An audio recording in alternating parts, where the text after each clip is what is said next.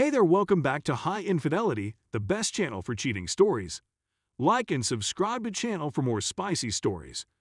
Now, let's get into today's story video. Came home from a business trip early to find my wife prepared a meal and wine for her buddy.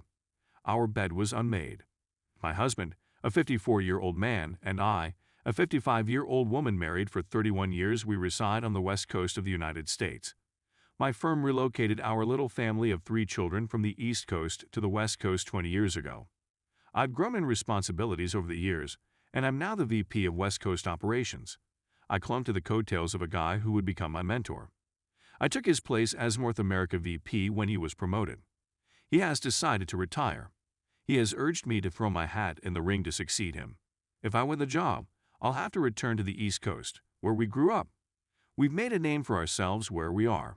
We are active in the community via the philanthropic operations of my company's foundation and our own personal charities with which we work now that our children are grown and spread throughout the nation. None of them live nearby. Our weekends are frequently filled with activities or trips to visit the children's family. I spoke to my wife about it. She has some reservations about my receiving the job. She is unsure if she wants to uproot everything. We'd be relocating closer to our extended relatives as a result of the relocation. One of our children would be around 200 miles away. This is most likely my last promotion in the firm since, given my age and position presently, there is nowhere else to go. We spoke about it and decided to go forward with the interviews since it wouldn't affect anything. My boss-turned-friend is advocating for me. Many of the board members are familiar to me since they attend charity events in which we participate. Because of the time I've spent here, I've gotten to know the higher management fairly well. I'll say it again, my wife is having a hard time with this. I absolutely understand how she feels. So I went to the interviews this week, flew back east to headquarters, and everything went fine. There are 3 other inside candidates who are also searching outside the organization. I had to persuade them of my worth. They didn't attempt to sell me on the job. So I'm aware that I'm not a sure thing in this situation. Every night, I spoke to my wife. She burst out weeping, saying she didn't want to deprive me of this promotion.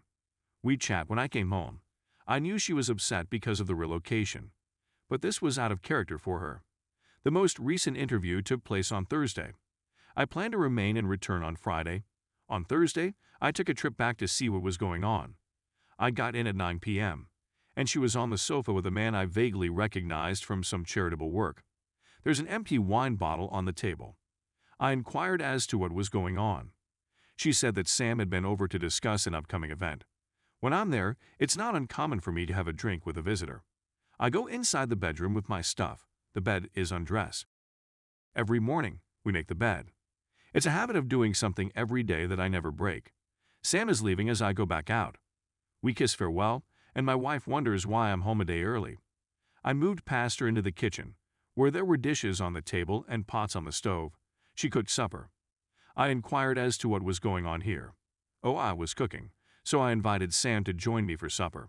When I'm gone, my wife will almost never make a whole supper.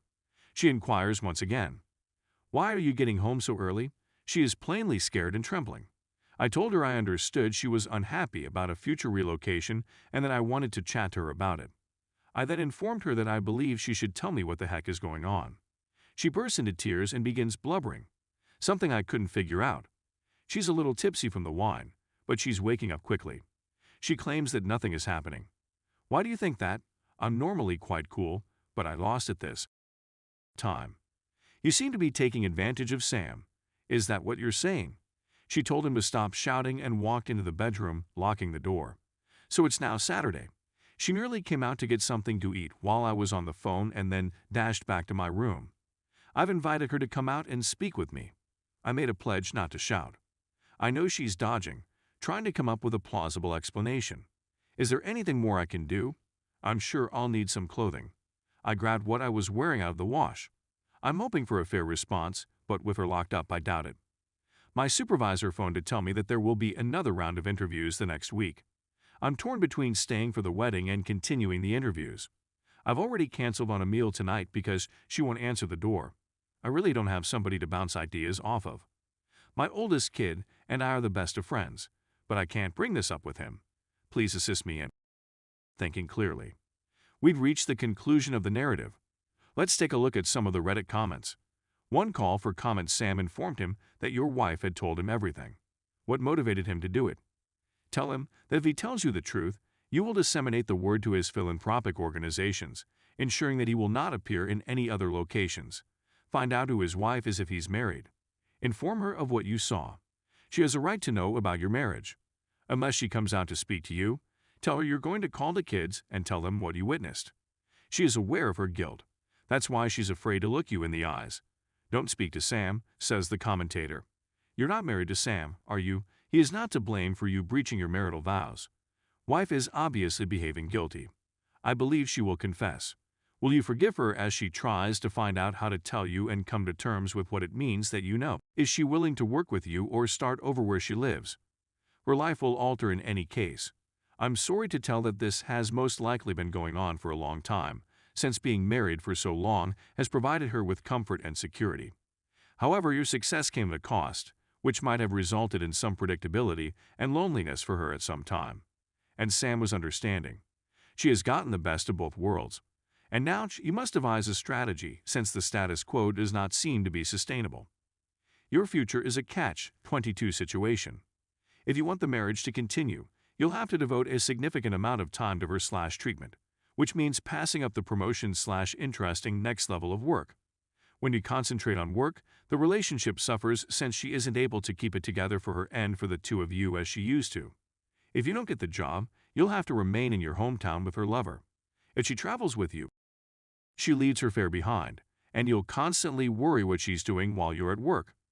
While she's thinking about it, you're debating whether or not you'd be happy as a bachelor. In many ways, your marriage has been a positive experience for you. I'd keep the reason for it to myself till she comes to talk with you.